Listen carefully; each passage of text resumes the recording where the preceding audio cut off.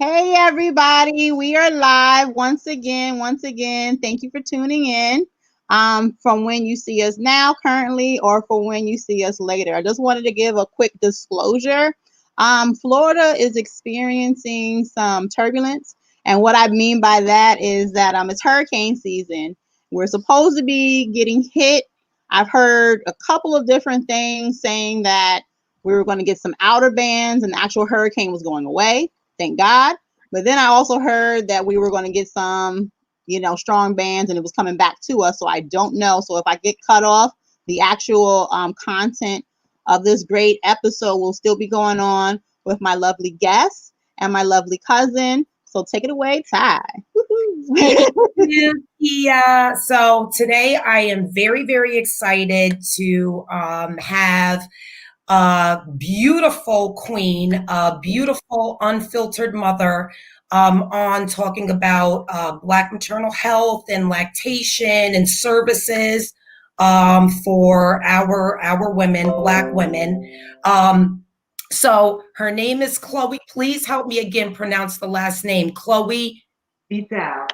Chloe Vital. So I'm just going to read a quick bio and we're about to take it away and have a really, really nice discussion. So Chloe is a creator and creative who is working towards making birth work more visible in the Hudson Valley. After experiencing both a conventional and traditional birthing event, she realized the ability to grow and birth children and ideas not nurtured nor celebrated. Recognizing a portion of the disconnect stems from a lack of awareness and knowledge, she has since created different spaces of support and has become active in combating disparities in the care of Black women. Thank you. Thank you. We all got to do our part. Queen. Okay, so the first thing that we really wanted to do was to talk about the Daughters of. So can you please explain to us what that is? So there's this amazing organization called Girls Strike, and they are pretty much a movement that try to celebrate and pay homage to the ancestors that have gone unnamed in the enslavement of Africans in America, and to celebrate the wellness of walking, but also the communal act of just being with other women. So they had an amazing series this past summer that they called Daughters Of, and their first episode was with Nikki Giovanni and Angela Davis. And the premise of the session or the movement this summer was to acknowledge that there is information, that there's a lineage, that there's knowledge being passed on when we communicate and when we acknowledge the people attached to ourselves. Mm. So I would say I am Chloe, daughter of Lorraine and Pierre, granddaughter of Barbara and Roselle, great-granddaughter of Mavis and Carmen, a great-great-granddaughter of Chloe, who I am named after. Wow. And I'm very fortunate to know all of that. I am so fortunate. And part of that stems from the fact that I am first-generation American. So there's a lot that I have connection to that, unfortunately, people who are direct descendants of the enslavement of Africans in the United States do not have that luxury to. That's part of what's been stripped from them. And that was what was so poignant to me about the conversation, because Nikki Giovanni couldn't name so many people. And there was like this kind of quietness, and she was like, the ancestors are not just who you are related to, but it's who was committed to you, to your growth, to influencing, to loving you, to embracing you in your actual life. So I think it's part of acknowledging our own families, but acknowledging that connectivity that we have as Black women, as participants in certain circles and things like that. There's something that we don't get the chance to celebrate often enough. So true. That is so true. It's funny that you mentioned the fact that you know your history. I know my brother, I love history myself, but my brother, he's always been digging in the past, just trying to know who we are, because, you know, you can go very, very far in life if you know, your background and who you're from and where you're from, excuse me. It's interesting because based on where you are actual descendant of, maybe you ate more sweet yams than somebody else, you know, and maybe your melanin was activated over here a little bit stronger than, you know, there's all these little intricate details to make you who you are just by knowing who you are. And we have no idea. Wow. Thank you for that. I didn't even know. And it's called Daughters of. Yes, ma'am. Yes, ma'am. So they have like a video. This beautiful.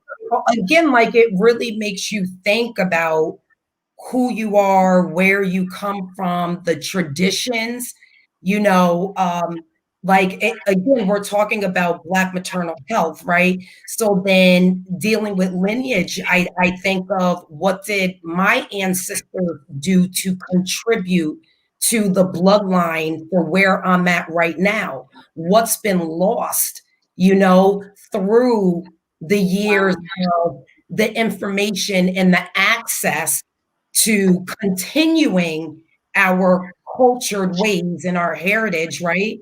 My brain is all over the place right now. That is powerful, powerful. Oh And my!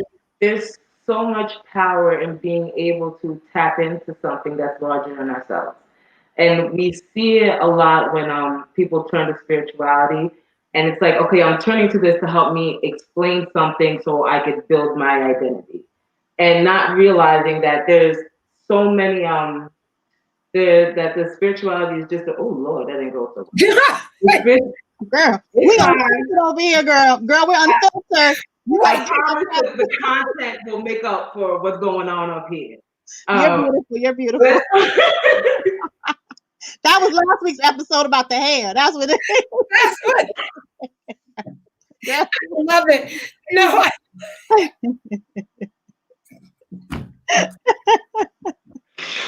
But these are all part of the things that we're conditioned to, and that's why, like in the introduction, I wrote a conventional birth and a traditional birth, right? Because conventionally, we're supposed to go to the hospital. Conventionally, you know, I'm supposed to call the doctor. Well, this is happening. I don't really know. There's a lack of autonomy. And Ty was saying that she had a really she had like a good birth. And I was one of those people, but listen, I was one of those people, if you asked me after my first child, I had a hospital birth. If you asked me, I was like, oh, I had a good birth, it was awesome.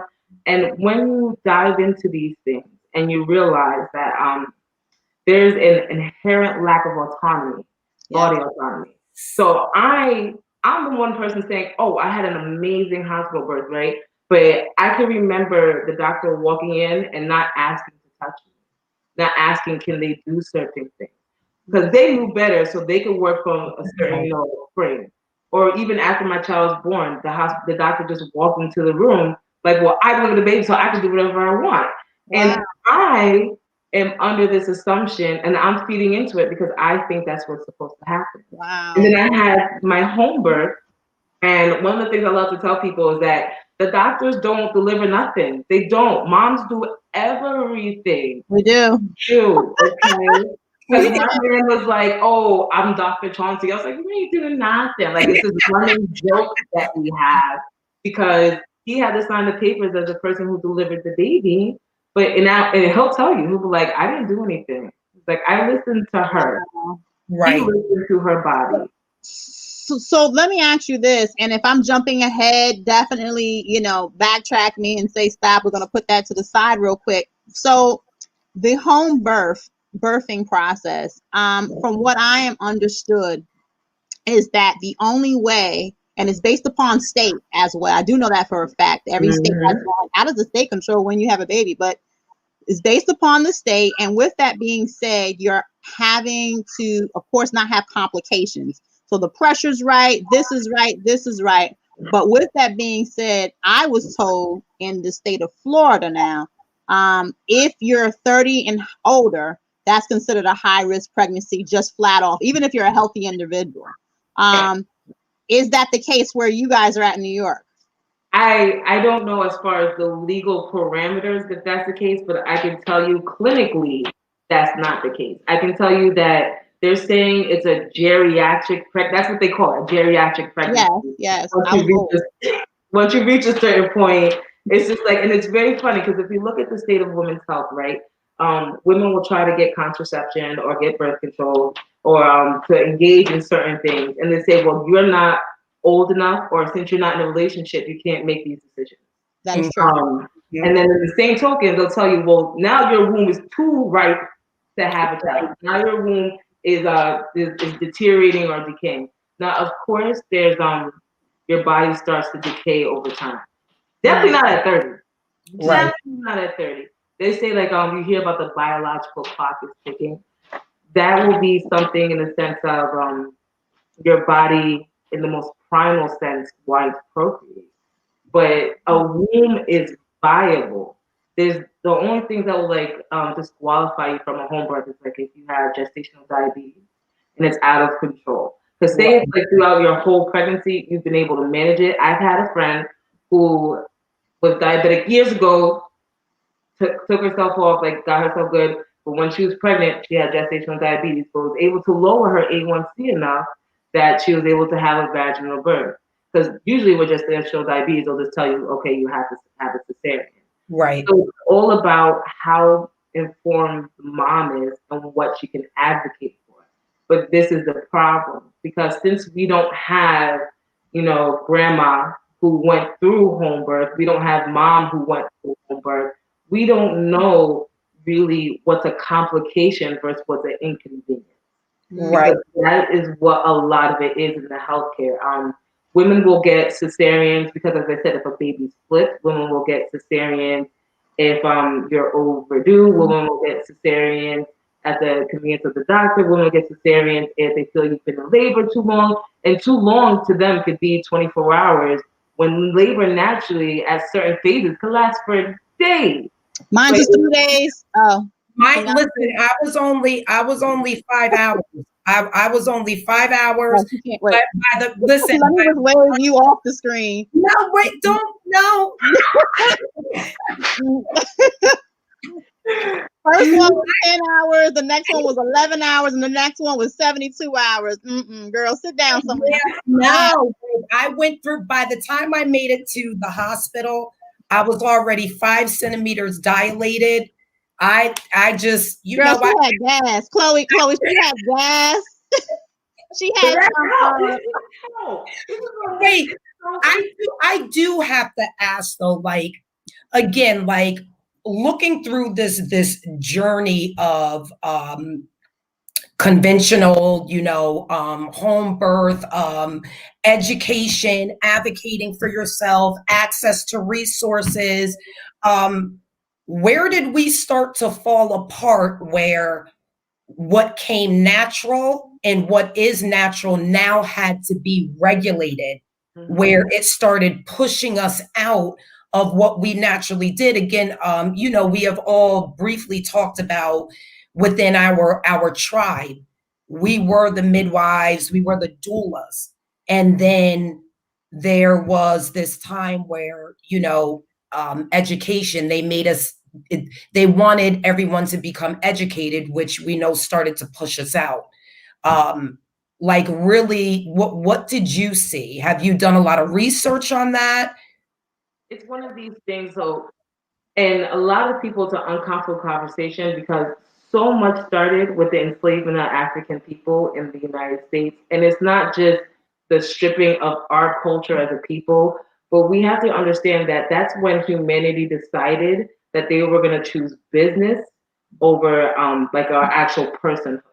So when you're trying to say, I don't know because I don't say slave owners, when the plantation owners would say, okay, you're going to breastfeed this baby or you're going to deliver this baby. As you said, that knowledge was inherent. This is something that they were well aware that we knew how to do. And this is something that has to be recognized, that there were systems in place. You could go through old census, you could go through old like business laws, and there are separate commodities for this because women would be rented out to perform these services. And what we see a lot is that when you're putting someone in a position and saying, I'm regulating you to this. So it's a physiological cycle of this is all that you're regulated to. And then I strip this away. I take everything that you've ever known. Twice. This is the second time now that we're doing this. Because we did it when we brought you over. And now when we, I guess, engage in reconstruction, which we all know is a sham, but when we engage in reconstruction, we're saying, okay, you want to continue to engage in this practice? Well, you need to pass this school, right? But you can't read, okay? Simple things like that. You can't even read. So how am I supposed to pass this test? You can't get access to that book that is mandatory. You can't get access to the money to pay for these fees. And over time, these things completely erase Black women out of these spaces. Because there are dozens of books called people grand midwives. And these were the women that were delivering babies. They were delivering enslaved babies, the plantation owner babies, the person down the block, the person who couldn't own a slave, but they needed something. These were the women who had that knowledge, you know what I mean? Right. And after time being observed, it was stripped from them. You know, it's so, I'm sorry. You know, it's so interesting when you say this and getting that information from our elders, and maybe they're telling you to eat right and take these herbs, because back then they were taking these herbs and stuff. And I hope my mom's listening. I told her earlier, and I want her to know this. I regret not listening. I'm telling the whole world how much I regret not listening to you, Mom. She told me she took red raspberry leaves when she had me, and she had natural childbirth, easy breezy. Now here's and I told you I wasn't going to tell a story, but it's real quick. I'm short, chop. I was like, no stories, people. Okay. So with that being said, I only started taking red raspberry leaves when I started having contractions on my last pregnancy, my later trimester. And it relieved the pain, but it's like I don't have time to be sipping no teas. I just want this thing over with. With that being said, prior to me having my last child, so I had the 19, 17, and the 3-year-old, there was a gap where I couldn't have any children. And I'm going to specialists and all types of things. They diagnosed me with polycystic ovarian syndrome, PCOCS. And this is when you have the cysts on the ovaries. And I don't know, you probably hear about ovarian cysts a lot with Black women and the reasons why we have it. But they wanted to do it DNC. They wanted to do in DNC, and they scraped me. So they scraped me out. I'm supposed to be clean and everything good to go. Let's go ahead and me and my husband now can have children. With that being said, it ended up being a thing. I bled out 6 months straight. They put me on Provera, bled out 6 months straight. It was a wrap. I was literally turning gray. I was losing that much blood. I remember the doctor called me while I was at work and said, we're putting you on house orders because you could crash your car because you could just pass out. You can't be behind any machinery. I could not go on. And I remember, let me listen to my mother. Thank you, Pam. She don't know my whole name. She don't do the names. My mama don't be playing with the people. But anyway, I took the red raspberry leaves and chastity berry, and herbs you have to be consistent with. I took that the whole time. They told me I could never have a child again. I have a 3-year-old little girl. Wow. And I'm so happy. I have no ovarian cysts. I have none of that. And I'm so happy. I believe, if I'm not mistaken, and I know when I get off this podcast, she'll be like, you got it all wrong, Akia. But I believe my grandmother, Lucille, gave my mom a book called The Garden of Eden. And it had all these types of herbal remedies, and take this with this and take this with that. And I remember she had got that information, and she told me, and she passed it down. And I'm so thankful, Mom, that I was able to alleviate something that afflicts African American women, which is ovarian cysts on their ovaries and these different things, because it happens a lot. I actually was kicked off a panel at a hospital down in Florida because there was a forum group, and they were talking about, we have this problem, we have these cysts, and we can't have children. So I got on there, we'll take this herb, and our people was doing it, and they was like, they kicked me right off. Right. Well, because again, if you're telling people to take an herb that any and everybody has access to, it cuts out the whole rest of the healthcare system. So Of course, they don't want you to get that information. We know how things get hidden. I want to talk about Chloe, your actual nonprofit, Mid Hudson Chocolate Milk. Can you please let us know what that is? I love the name. Yes. When it originally started, it was just because when I needed help with lactation, there wasn't a lot of help. It wasn't like advertised as far as readily available. Like once I went to get it, the person was awesome, but like I had to dig to find this person. Um, and it originally started just to offer lactation help in the sense of because a lot of what women come to me and I end up finding is that they just need affirmation and following their instincts as a mother. So say like, oh, my child is nursing too much. What do I do? I'm like, well, he's 5 days old. He spent past 10 months in the womb. There's a lot going on. It's okay that you want to love your child.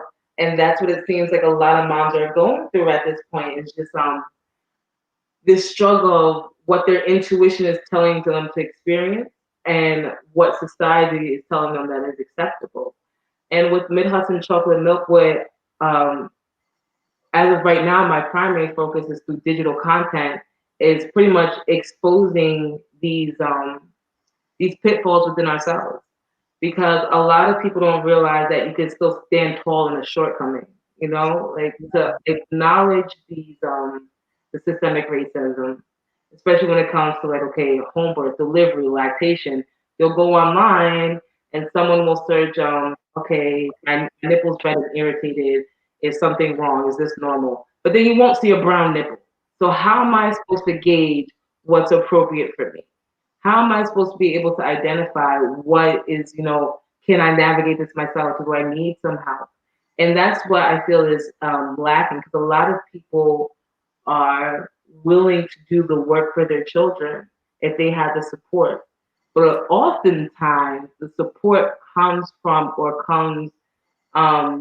people who are telling you what you need versus meeting you and saying, okay, like this is your problem. How do you think we can say, okay, this is what you want for your child. How can we accomplish that? And a lot of that stems from the capitalist imperialism colonial agenda.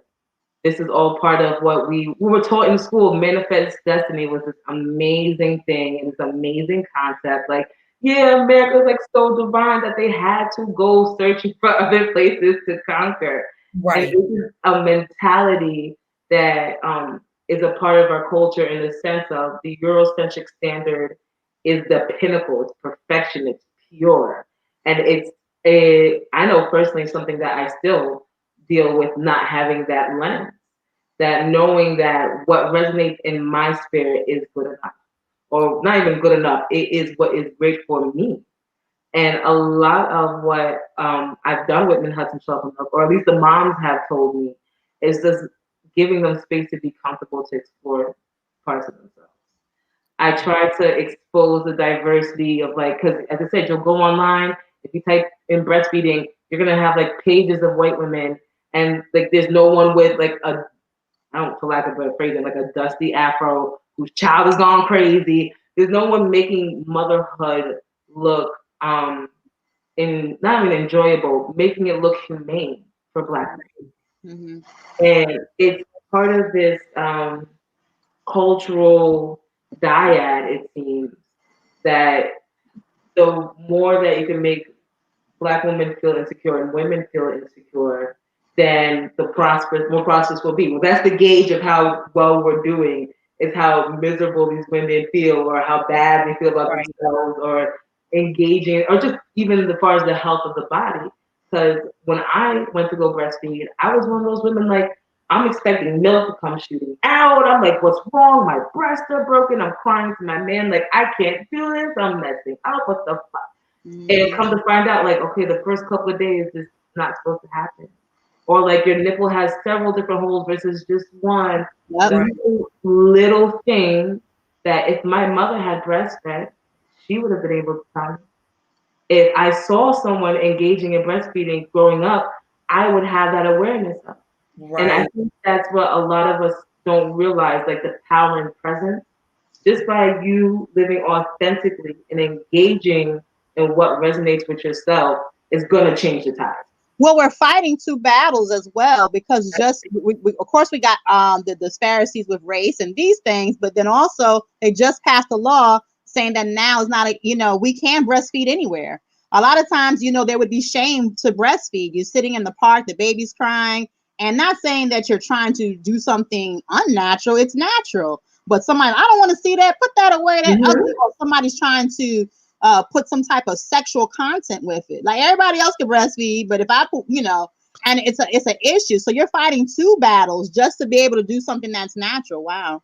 I'm sorry, I'm waiting. Kia, do you have your stat? Can you give us some stats? Well, what I was going to say. What I was going to say was the first comment I was going to say, I love the fact that your headband turned into a necklace. I was like, hey, I like that. That was my mom move. I'm like, let's just make this work. You got to be versatile. No. What I was going to say after that, and then I had a question, and I'll give the stat in a second. But one of the questions that I did have. So it's Mid Hudson chocolate milk. Okay, so that's basically, I'm assuming, just up north though, in your area, correct? Yes, ma'am. So you said that the information that you're putting out there it's digital, so somebody could type to you online and yeah. So can somebody reach to you if they were living in Florida and these things? So does it matter? Okay. That's one of the things that, and there are groups online that future IBCLCs of color, and we'll just type in like, okay, is there anyone near Tallahassee? Because there's a mom that needs help, Okay. So it's not necessarily but this is the most beautiful thing that I've found when I've connected with women that I guess since I'm being authentically myself, everyone's just like, how can I help? How can I help? How can I help? What can I do? What can we do? Like there's never a point where, well, that mom is doing too much. Oh, well, she shouldn't have done that. She had what was coming. Everything seems to be incredibly communal. So I definitely think there are shifts happening. And I'm just trying to do my part to make sure it reaches the right people. So give me that stat. In the U.S., Black mothers die in childbirth 3 to 4 times the rate of white mothers, according to the CDC. And it's not just because of, there was just complications with the baby, which is those one-offs, and you never want to see anybody's child die, but it's because of low income. It's because of the fact that they didn't have the prep in advance, like the regular nutrition that you're supposed to. Wait, is that what the CDC is saying? Yes. Okay, so it's I got you. Okay. Center for Disease Control.gov if you want to fact check that, America. I know. Well, okay, so all right. So yes, okay, CDC, yes. One of the contributing factors that they put in place is because of the lack of our financial access, the lack of access to better healthcare. Also, in addition to that, they're not going to report all the experiments and studies that were done on Black women without any type of medication, anesthesia, because in their world, they feel as that, Black men as well, but Black women, we can withhold pain. So they are more reluctant to give us help. So again, it's just funny how we're talking about, all of this in history, and through that stat, they're missing a huge portion of history, which really impacts us. Well, here's the kicker, though. I really do feel, and you have to get the digging. I remember one time going to a training session that was non-related to the topic, but they started so I was training in domestic violence, and the training was like a 3-day training to get you certified and get your certificates going. And they started off with uh they say the underclass 101. So, I got my pen and paper, what we're finna talk about. And they literally started talking about slavery. And they literally were quoting facts about it all started, black people, they were, taken from, and this, and how today systematically racist. We had people in the class get up and walk out, not wanting to get their training and certification just because they didn't want to hear the facts. So it's interesting when you do your research, you're like, wait, the government knows this? And you're surprised because it's not like they're putting it on the news or something like that, but you'll be very surprised. They already, it's somewhere documented. Everything that you just said about us being experimented on, us being, what was the woman's name? And I'm so bad with names. Maybe you remember, Ty. It was the one lady, because of her stem cells and the research. That's it. Henrietta Lacks. Yes. And they're still using her DNA. Most of the breakthrough in our medical system is because of our Black queen. But no one ever wants to really talk about that. Again, this is why I think it's so important. And I'm so happy, Chloe, that you are who you are. You took this journey that, you're able to use this platform to talk about it. I know you're also part of a coalition. Well, I just want to say something about what you guys said. Okay, so when we're going to talk about disparities, Black women are dying because of racism. Period. Those income inequalities are because of racism. Those her having lack of manage over her high blood pressure and the higher cortisol levels, racism. Her not having access to whether it be the healthcare. And listen, it doesn't matter because we all know what happened to Serena Williams. We all know what happened to Beyonce. Shaolin Irving was part of the U.S. military, no, Navy, top general. Okay, she died. It doesn't matter. And this is what's so important because we have to talk about people like General Marion Sims, who is the father of gynecology, which is dumb as hell to say that there's a father of gynecology, by the way. But he experimented on Black women, knowing that he wasn't using anesthesia. And he had this mentality because, once again, Black people don't feel. When Black people would complain about feeling or complain that they didn't want to be enslaved, it was called drapetomania. They literally made up a damn disease to justify what was done. Also, you have to think, at this time, you have Charles Darwin, who's like father of biology, once again, whose whole entire sciences are rooted in racism and bigotry. Black people have thicker skin. Black people are descendants of apes. Women have smaller brains because they're stupid. They have smaller frames because all they do is give birth. These are what the entire system, the structures, the steel frames of these buildings, okay, were erected with. And that's what has to be acknowledged. And this is what people don't realize, that there's a rhetoric that is stronger than poetry. There's a rhetoric that's stronger than fact, because the rhetoric is my safe place. So I can engage in this behavior and feel okay about it because in like a weird way to put it, the music around me entertains it. Everyone's conversation upholds this narrative. And since people aren't aware of their options, it's perpetuated. And that's one of the things that the coalition is trying to do, is that to let Black women in general, but I focus on Black women of the Black experience. One, because I'm Black, but two, if the person at the bottom of the totem pole goes up, everyone else does. If we're acknowledging this is about community, if we're acknowledging this is about our children and our children's children, all of this, we have to say that this is whatever benefits us has to benefit everybody else. We can't continue the capitalism oppression of my values contingent on what you don't have and what I do have. And the coalition is trying to empower women to say, okay, well, I want you to at least talk to me when you come into the room. You're going to tell me what you're going to do to my body. And something so simple, so simple stems from slavery. because I didn't have to ask to rape you. I Right. didn't have to ask to take your children. I didn't have to ask to separate you from your husband, to put your baby on the fudging floor and ask you to pop my child in your mouth. There was no such thing as body autonomy. You could just be forced to breastfeed for years and years and years and years. The lack of respect for the human body, the brown body, is literally a part of our culture. Right. It's a part of our culture. Degrading Black women is a part of our culture. It's what perpetuated. It's what makes white men feel entitled to engage in certain behaviors.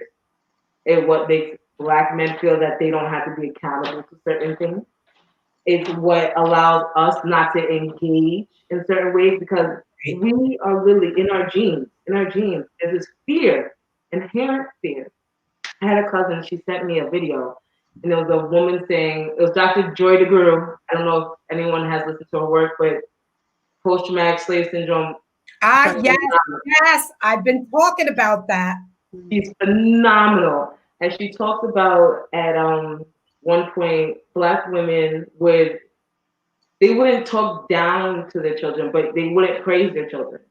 And I realized I wasn't doing that. And she was like, well, you know why you don't do that? Not my cousin, Dr. DeGru on the video. And she said, because in enslaved time, if your child was special, he could be gone. Right. As soon as the plantation owner recognized your child, there was an opportunity, there was a moment, there was a glimpse that you knew that you would never see this person again. If it was a build, if he had a skill, if it was a craft, anything. This is in us. It's in us. This possibility that our partners could not come home. Okay. I was like, go ahead. I wanted to say, so let's get to the comments and then we can get back because I don't want to. We have all right. So Amen, Chloe, Stephanie Sosnowski. Hi. The disparities are across income levels in Black women too. Yeah, and thank you, Stephanie, because we had discussed that again in talking about the CDC and history. Charles Haskins, I think this was in reference to Darwin. Right. So he's just, making some correction. It was Darwin. Freely commenting. So is there a name of the drive-by informational resource to infiltrate our Black communities and reclaim how we birth? Ooh. Say it for me again, because I heard it, but I didn't. Oh, hold on. Hold on. Thank you. Oh, it popped up. Wait, no, it went away. You have to put it back. Yeah. Okay. Here we go. So is there a name of, I guess what the question is there something, a liberation, a movement in place or being put in place to reclaim how we birth? So there are, and that's, I guess the reason that question is so amazing is because I never thought about it in that context. There are organizations that are combating maternal disparities, like including my coalition. But as far as how Black women birth, and as word reclaim, and it's funny, Black Breastfeeding Week, which is at the end of the month, their theme this year is reclaim, restore, and revive. And it's such an amazing word.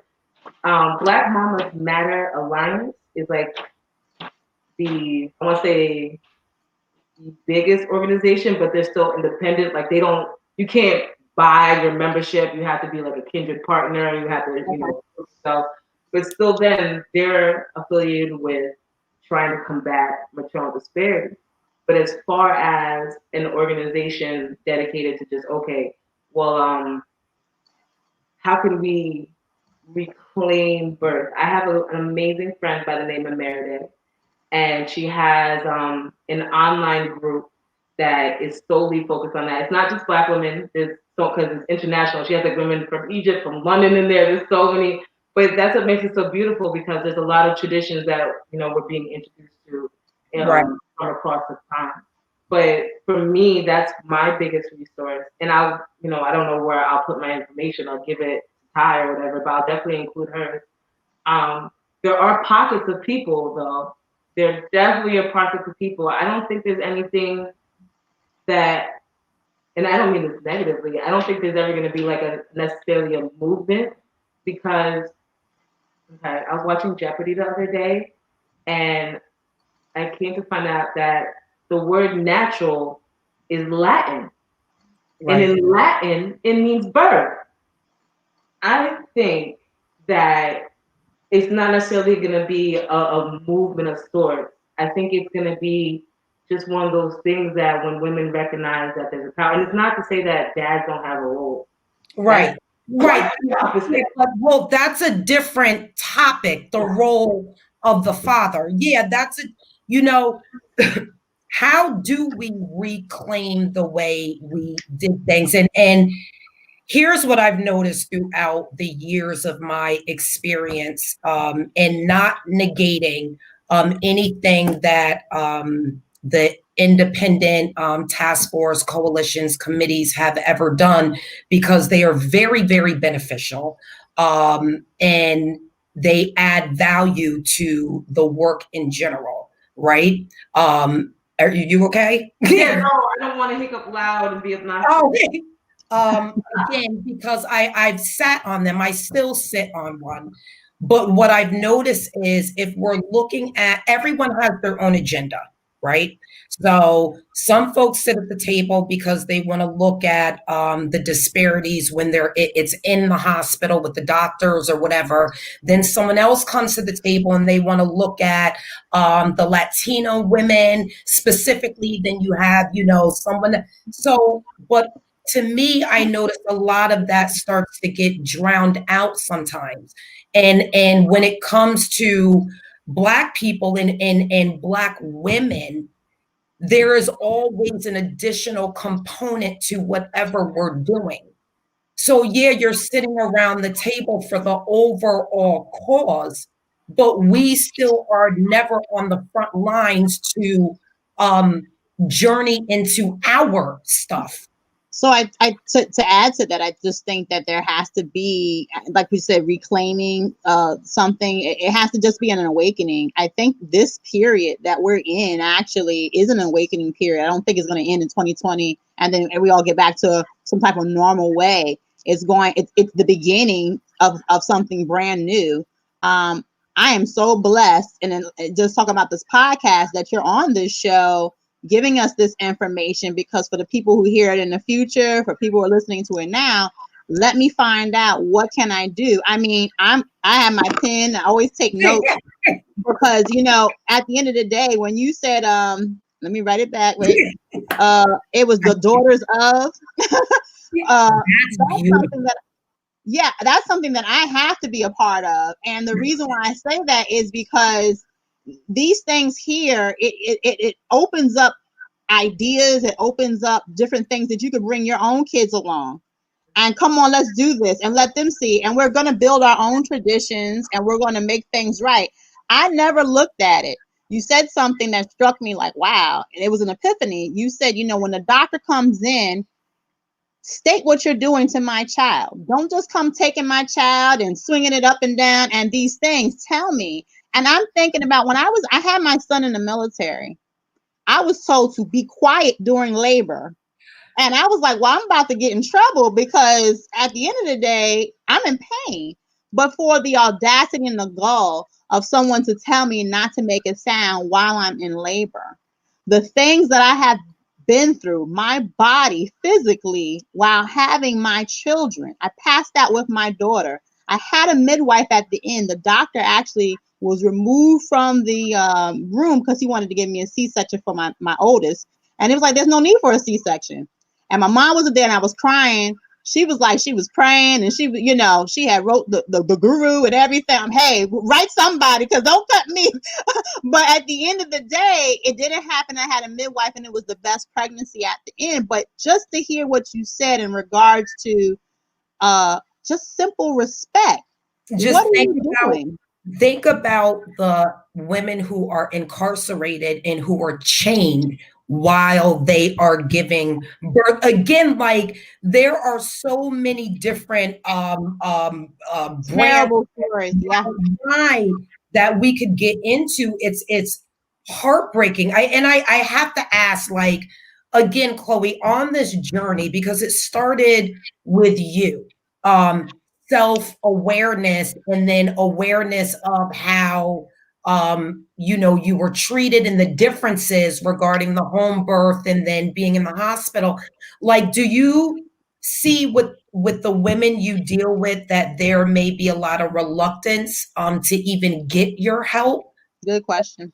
A lot of women think that, in essence, that they don't deserve it, because it's kind of like what you were saying. Okay, well, if I'm too loud in labor, something's wrong, right? So if I'm complaining throughout my pregnancy, something must be wrong. Like I must not be a good mom, or I'm being selfish or something. There's so many things as women we tell ourselves because we're held to such a high standard. Not just because Ty was talking earlier, what's the difference between a midwife and a doula? And I think um, so. A midwife is um, traditional in the sense of, okay, when you go to the hospital, it's going to be dictated. If you take too long, they might strip your membranes. If, okay, the fetal monitoring, they might try. Okay, you can't move, so it's a lot more restricted. A midwife, what they say is that they have skilled hands and they know when to sit on them. That they're Mm, not necessarily there to direct your labor. They're there, to make sure medically if anything's wrong, or just to jump in. That's the point of the midwife. But what's so important about a doula is I'm strictly emotional support. I'm strictly mental health. It doesn't mean like, okay, I had a mom earlier. She's like, I think I might be labor. I was like, have your husband check your cervix. So like, I have to have knowledge of certain things. You know what I mean? Wow, have your husband check your cervix. Can that And be listen, done? it's still hard. You're not in labor. If He's it starts, checking other stuff, so he can't check that. I had these 12 doctors put their hands on. What in the goddamn? What? I'm throwing in the towel. and that because I told my partner the same thing. I was like, there's so many things that I've learned now, What the hell? even being like, as you're saying, Ty, being self-aware, that I'm still seeing that I was stripped of because I didn't have access to the knowledge. I didn't have access to the information. And part of it was because like I was reluctant to go searching. I didn't want to be like, oh, well, someone's gonna think, oh, you that crazy hippie being weird again. Oh, well, what happened to this? What happened with this?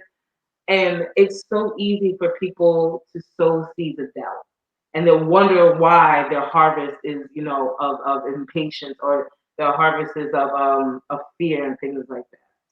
And Chloe, I'm finna slide through this chair. Anytime you say one more thing that gives me some type of awakening, I'm just gonna be sliding right about. What in the world? Can I tell you how many times? No time.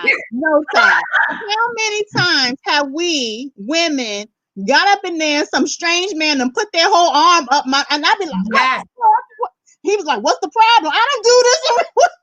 thank you. right, Your right. husband do Moving, jerking, jiving, just and it's so many things that there's so many different ways that women can have control over themselves, over their own body.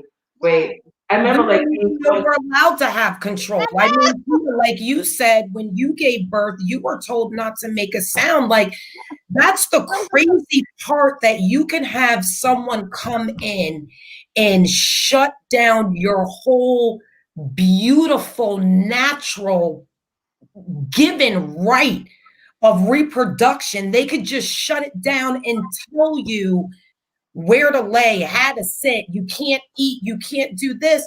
Again, like, and please correct me if I'm wrong, because I think about, gravity, right? So gravity, it's gonna pull, right? So when we're in labor, when we're giving birth, just the squatting position, the women would squat and give birth and catch their own baby. Now you go to the hospital and they tell you to lay down, which goes against gravity, which really makes you have to push. Again, their whole way of operating. I just feel used. No, that's how I felt. I always say I got bamboozled. Yeah. I feel like I got bamboozled. Like, this is just not fair. It is disrespectful. And it's one of the things like, okay, lying on your back, not only is it against gravity, but it's a smaller space because now the tailbone is sticking up. So now the baby is trying to get, and they're wondering why so many women are getting cut, or they're cutting so many women. Yes. But it's because you're trying to make a square peg in a round hole. Unnatural. You can't. It's not gonna work. It's I not. freely commenting. Oh, hold on.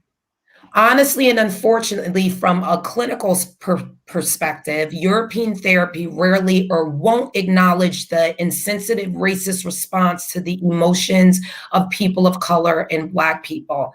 Thank you for that. Let me ask that. So, and maybe Ty or Chloe, you can answer that question based upon what Freely commented and said. Do you think, and this is not okay, the people that actually put the comments out there, but the masses who are listening. Do you think the reason why the perception of, oh, we're strong, we're inevitable, is because that when we have all these atrocities happen to us, we do bounce back? There are a couple of people that to this day, they are here to testify and talk, say, yeah, I was locked up to a chain cell, giving birth. I had this happen. I have my story. You have your own personal stories. But in the same way, we do bounce back. We are like, even though I have all types of jacked up stuff with my body, I'm still here to talk. You are too. You are, is that the reason? Do you think that the masses are just like, well, look how strong she is. She bounced back. She's a tough cookie, Is So that what it is? Or? Once again, let me go visit my old friend slavery and the mammy narrative. And it ties back into, well, I was taking care of the children. I was taking care of the home. I was doing the cooking. I was in the field. So it all stems from this narrative that Black women, just because we are resilient, and we could get into the DNA, we could get into Lucy, we could get into the Asiatic man, we could get into all that, but in the most basic frame of sense, like socially speaking, there has been this narrative hammered into people that the resiliency of Black women is to be tested. So we're sitting here and we're not even allowed to be comfortable in the power, because that's what our resiliency is. Right. Whether Black women, people, whatever, resiliency is power. You know what I mean? You being able to choose your sanity over someone else's, whether it's convenience, happiness, whatever it may be, is an incredibly powerful thing. And a lot of us don't even, it's like Ty was saying, like, we don't even know these tools exist. We're not ignoring them. They're just, no one's telling us it. If you know, at a young age, you're fed the Disney narrative that you need the princess to come save you. Often we were raised as extensions of our parents in the sense of validating their work. So women are constantly used as tools of validation. They're used as tools in so many different ways. right. It's one of those things that I don't think. So we were talking about the maternal health rate. The best state that has the maternal health rate in the United States is California. And the doctor who is in charge of that, I think they call it a coalition that they have. He said the only way for me to really combat this is because I had to why did you do this C-section? I need answers. Why do you do this medicine? Why did you do that? And part of what the problem that Black women have a lot is that when we assert ourselves and try to make people accountable, then it's diminished and it's negated. And once again, it can't be that bad. It can't be that bad. You're standing here. You look so pretty. You're smiling. Let me tell you, and I normally don't do stories, Kia. Normally that's your thing to do stories. I'm gonna do a quick story. Quick story. Let me get girl. So, and again, and not to really put my sister's business out there, but I remember when she was in labor, and I remember the anesthesiologist gave her the epidural. I can visualize this like it was yesterday. My sister grabbed her neck and said, "Who? I can't breathe." The anesthesiologist looked at my sister and told her his exact words. It's written because we had everything documented. It was a huge problem.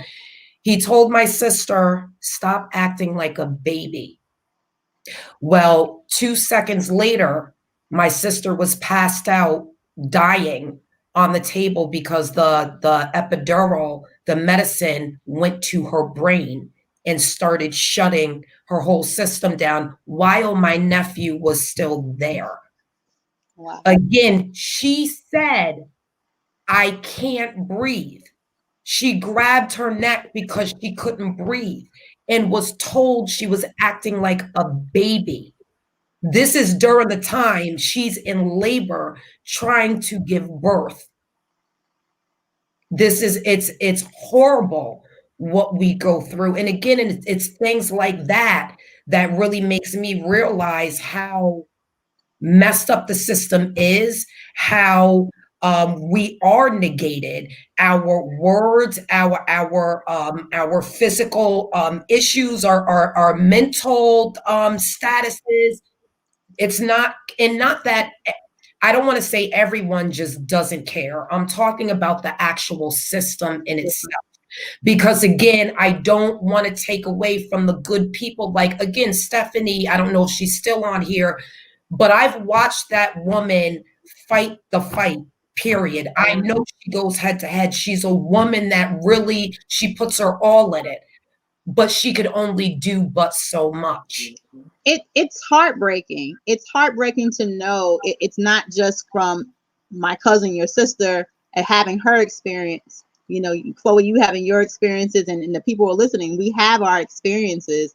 When she told me a little bit about this, and I was telling her, wait a second, I had the same thing kind of happen to me. It's like, wow, I found out that I was allergic. Well, I suppose they thought I was allergic to to the epidural when I had my first daughter. I passed out, woke up with smelling salts, but I was fine. Now having the baby, I tell the doctor, I don't think I should be getting this because I passed out last time. Maybe I am allergic. He was like, oh no, you was just young doing your thing. I said, oh, okay. Wait, what? What does that even mean? I was young doing my thing. Yeah, but what does that mean? But I blame myself, and that's so heartbreaking because when you step out of it, you're like, did I allow you to do this? You almost killed me. And these are the same people that we're supposed to entrust in taking care of us and watching over not only our safety, but our unborn and then born child's safety. The same person who's telling me I'm being childish, that I was out there doing my thing, that I'm not really in pain, even though I think it's weird because we measure pain, right? From 1 to 10. Well, if I've never been at a 10, how do I know that my 2 is not a 10? Because I've never been there.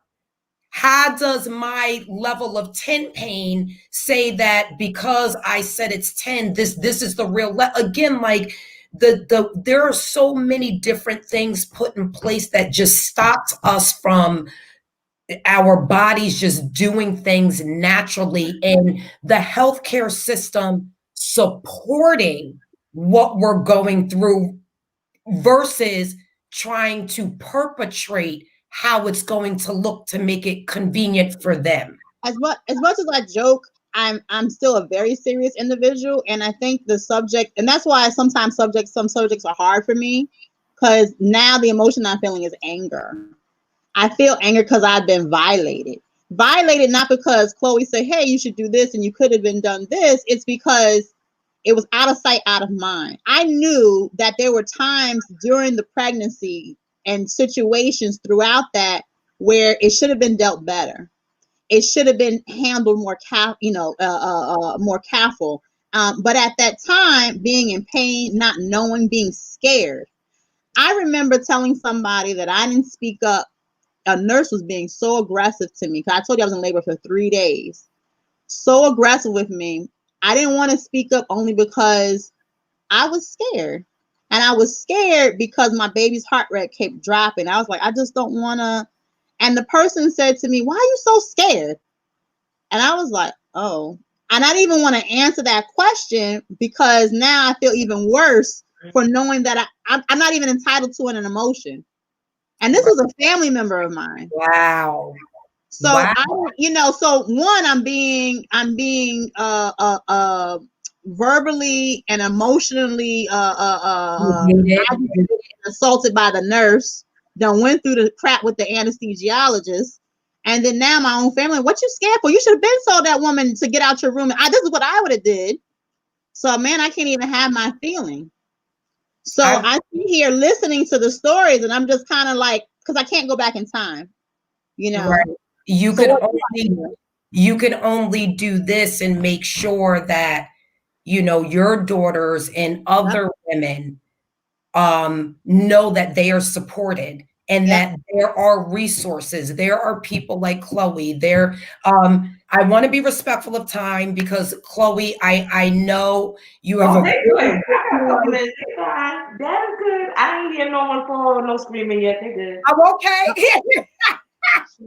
Okay. We don't like to go too long, but I don't audience, I don't know if you guys have any questions for Chloe. And Chloe is if okay, hold on. Okay, wait. Hold on. Oh, okay. I thought I was one of a very few. Makes me wonder just how many women of color has gone through this unethical and uncaring behavior. So one of the things, there's an amazing, I guess there's a series on Vice or whatever, but there's an episode of Death by Delivery and it's on YouTube. And you can like look it I've up. seen it. And there's a segment where a mother who had lost her daughter due to negligence, she's going through this real time, the same emotion. The host brings her the stats saying like, what happened to your daughter isn't uncommon. And she asked the mom, how does that make you feel? And she was like, it makes me so angry. And I get what you're saying because it's it's like an anguish.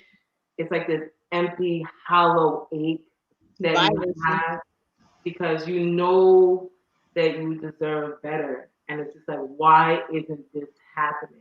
Why don't I even get the chance to enjoy or reject or, to fuck it up for lack of better phrasing? Right.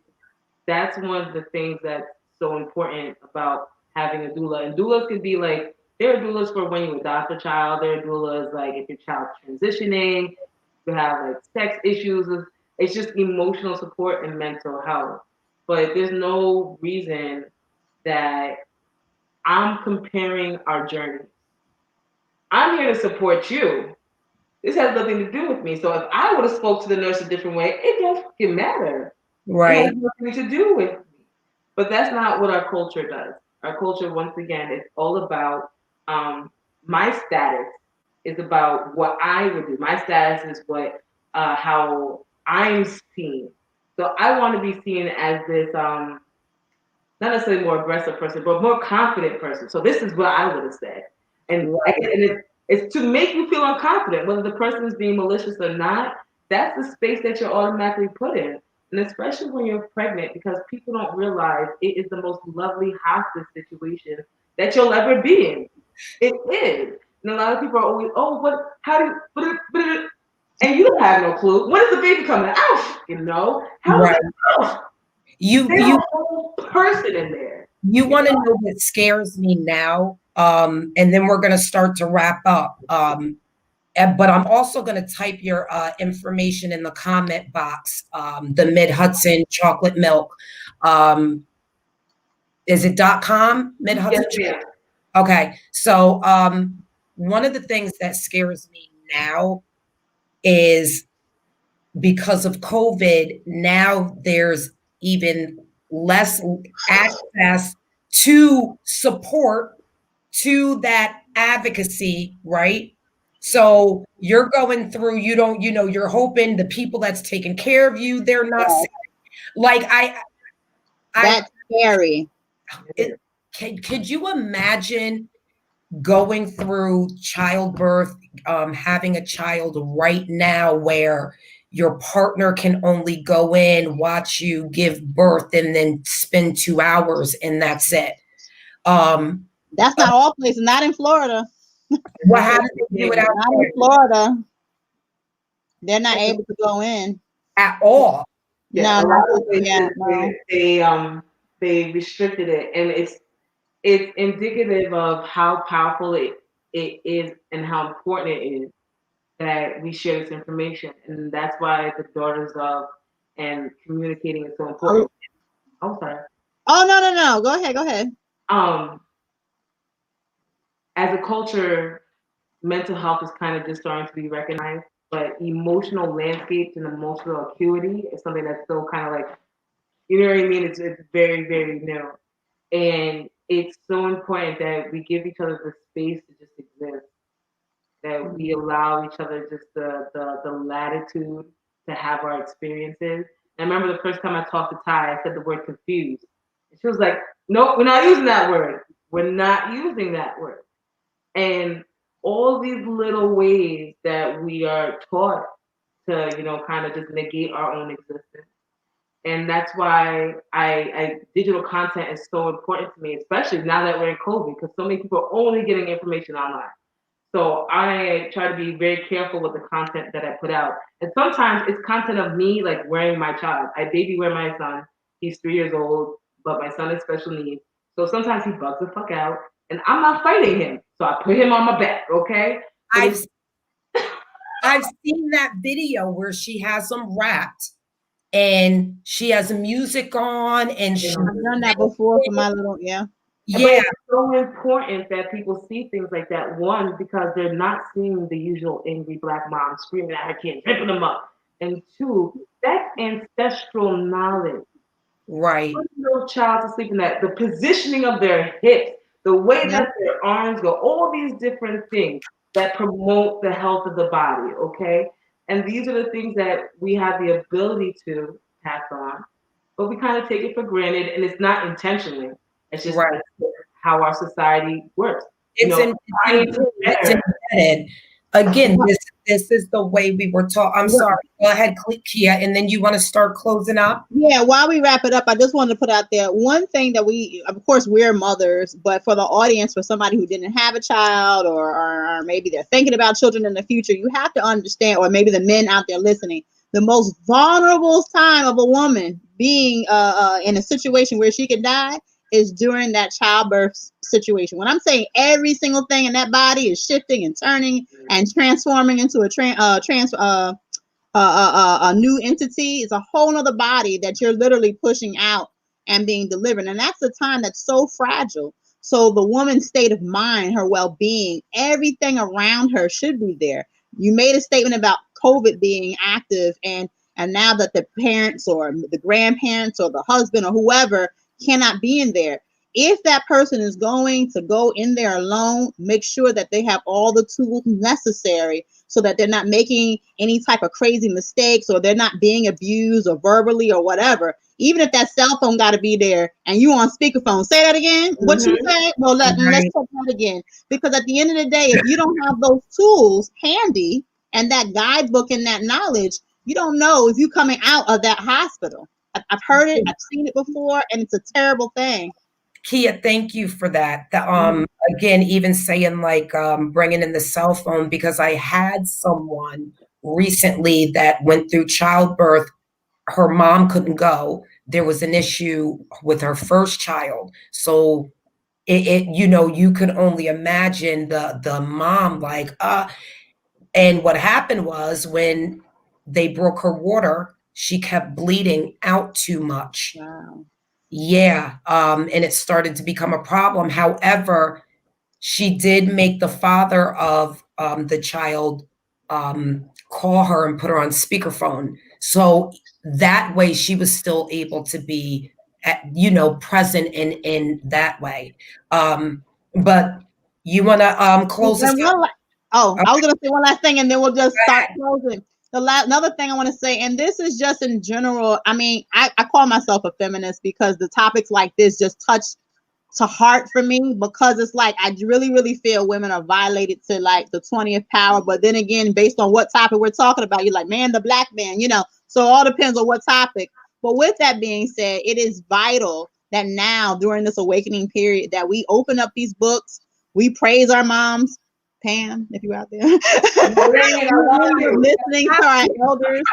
We listen to our elders. We're listening to our uncles and aunts and all the different people, and we try to start eating more naturally, more healthy, so we don't even have to go and see these doctors. And then if we are actually saying, you know what, well, let's learn about conventional medicine, we're becoming the doctors ourselves. My mom was talking about the Nation of Islam, and she was saying that they have their own set of doctors, and they have these things, and they're able to tap into each other and say, hey, I got this ailment going on, I got this. and I'm coming over your house and doing house calls. We have to be able to be self-reliant and self-sufficient so that we're not, going to these hospitals to get paid. Because at the end of the day, I loved it when during the eulogy that Obama was speaking at a couple of days ago, there was a guy, he's 90 years old, and he says we have to end plantation capitalism. And once we end plantation capitalism, we'll see a change. And I was like, well, wait a second. I never called it that before. And that's exactly what it is. Plantation capitalism to the fullest, which affects every facet of our entity and our being. But thank you once again. I've took so many notes, Miss Chloe. Do you have any closing words for us? I just want to say, if there's anyone in the comments, because I have PDFs that okay, what to ask for a gentle cesarean, what to look for in your birth plan, 5 things that should be. So I have comprehensive sheets available. So if anybody needs access to that, and that's why this connection is so important, because now I just can facilitate that and just give the information out, because that's the whole thing. It's just about giving people the tools so they can build what they need and want. And they will go to the Mid-Hudson chocolate milk. Yeah, man. They can email me from there. The PDFs are on there. Some of them I still have, but anyone, please contact me. I don't want to say for anything because nothing. You don't put it out there like that. Well, I am a wealth of information and a viable resource, and I am here to help. Definitely. Yes, and I know that's something that we didn't get a chance to talk about, and I hate the fact that we didn't. Maybe we could bring you back again, because we want to know the difference. Why is it so important to nurse your children compared to formula and just all those different things. Yes, it's not such a bother, because we never want to push the podcast to past 9:15, even though we say we got the time. But just to be respectful of the guests and stuff. But there's so much knowledge out there, and we just touched the surface. So thank you. We have to have a back time. Thank you. Thank you to our listeners as well. Again, we will be setting up a future date for Miss Chloe to come on and give the rest of the information that we was not able to touch base on. I know Cash Money earlier said subscribe, like, and share in the comment section. Guys, again, thank you. You can still go to our YouTube channel, Mothers Unfiltered, and yes, please subscribe, like, share. Yes, we're growing, guys. We are growing. We're almost at 90. Woo! If you guys have comments or questions that we couldn't get to today, please leave them so we could get to them another day. And if you have suggestions on future podcasts that you would like to hear about, future topics, please let us know. Even though we like to run our mouth, we are also here for you. Yes. This is a platform for us, by us, and we want to stick to that. Mothers Unfiltered. Mothers Unfiltered. Thank you. Bye, Bye, Donnie. Bye. Bye.